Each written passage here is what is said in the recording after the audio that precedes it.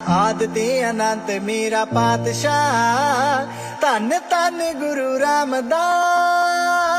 ਸੇਵਾ ਸਿਮਰਨ ਮਨ ਤਾਰ ਕੇ ਬਚਨ ਨੂੰ ਗੁਰਾਂ ਨੇ ਕਮਾਇਆ ਸੀ। ਵਾਰਿਸ ਗੱਦੀ ਦੇ ਦਾਤਾ ਬਣ ਗਏ, ਅਮਰ ਗੁਰੂ ਨੇ ਗਲ ਲਾਇਆ ਸੀ।